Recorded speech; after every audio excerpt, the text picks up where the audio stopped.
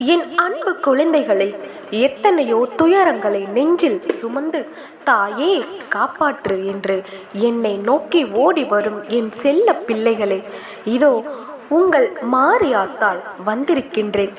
யாரை கண்டு பயப்படுகிறாய்? எதை கண்டு நடுங்குகிறாய்? உன்னை பெற்ற தாய் நான் இருக்கும்போது உன்னை எந்த தீய சக்தி நெருங்கிவிட முடியும்?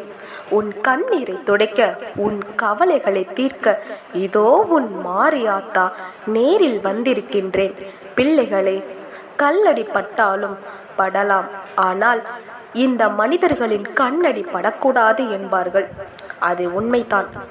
ஒருவருடைய பொறாமை பார்வையும் பேராசை பார்வையும் உன்னை நிலைக்குலைய செய்வதை நான் அறிவேன். நல்வழியில் நீ சம்பாதிக்கும் பொருள் மீது விழும் பார்வை உன் குடும்பத்தின் மகிழ்ச்சியை கண்டு பொறாமையில் வெந்தவர்களின் பார்வை இவன் மட்டும் எப்படி நன்றாக வாழ்கிறான் என்று ஏங்கும் பேராசை பார்வை இவைத்தான் கண் திருஷ்டி என்னும் நச்சுக்காற்றாக மாறி உன் வீட்டை சூழ்கிறது. நன்றாக படித்து கொண்டிருந்த உன் பிள்ளை திடீரென படிப்பை நிறுத்துவதும், சுறுசுறுப்பாக இருந்த நீ நோய்வாய்ப்படுவதும், தொட்டதெல்லாம் நட்டமாவதும் மனிதர்களின் பொல்லாத கண் திருஷ்டியால் தான். பிறருடைய எதிர்மறை எண்ணங்கள் உன் வீட்டின் சுவர்களில், காற்றில், ஏன் உன் மனதிலும் கூட ஒரு இருளை படர செய்து விடுகிறது. உழைப்பிற்கு ஏற்ற பலன் கிடைக்காமல் வீட்டில் எப்போதும் ஒரு சோர்வும் அமைதியின்மையும் நிலவுவதற்கு இந்த கண் திருஷ்டியே முக்கிய காரணம். ஆனால் இனி நீ எதற்கும் அஞ்சி நடுங்காதே. உன் வளர்ச்சியை பிடிக்காமல் உனக்கு எதிராக சேவினை, பில்லி, சூனியம், ஏவல் என்று தீய சக்திகளை ஏவி விடுகிறார்களா? உன் வீட்டில் நிம்மதி இல்லாமல் சண்டை சச்சரவுகளை உருவாக்கி உன்னை மன ரீதியாகவும் உடல் ரீதியாகவும் பலவீனப்படுத்த நினைக்கிறார்களா? நினைவிருக்கட்டும், தீமை செய்பவர்கள் எப்போதும் தப்பிவிட முடியாது. என் கையில் இருக்கும் திரிசூலம் சும்மா இருக்காது.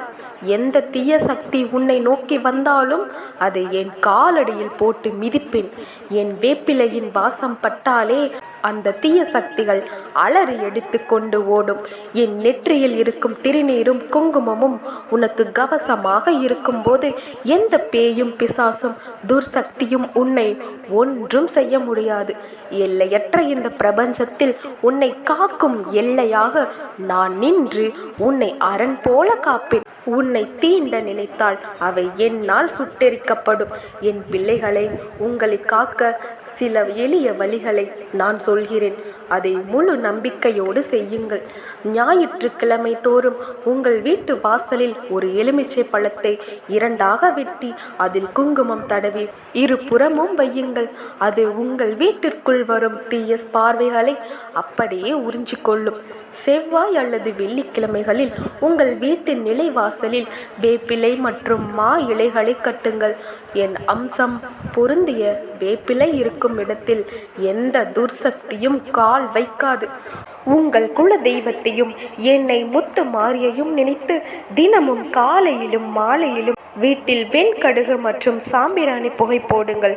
அந்த புகை பரவும் இடத்தில் இருக்கும் எதிர்மறை ஆற்றல்களும் கண் திருஷ்டியும் அனைத்தும் அடியோடு பொசுங்கி போகும். உங்கள் மனதில் இருக்கும் பயத்தை முதலில் தூக்கி எறியுங்கள். பயம் இருக்கும் இடத்தில்தான் தீய சக்திகள் குடியேறும். நம்பிக்கை இருக்கும் இடத்தில் நான் குடியிருப்பேன். என் நெஞ்சார உருகி ஆத்தா முத்துமாரி அம்மா என்று ஒரு முறை கூப்பிட்டு பார். நீ இருக்கும் இடத்திற்கே ஓடி வந்து உன்னை என் மடியில் கிடத்தி காப்பேன். இனி உன் வீட்டில் வறுமை இருக்காது, நோய் நொடிகள் அண்டாது, எதிரிகளின் சதிவேலை நடக்காது.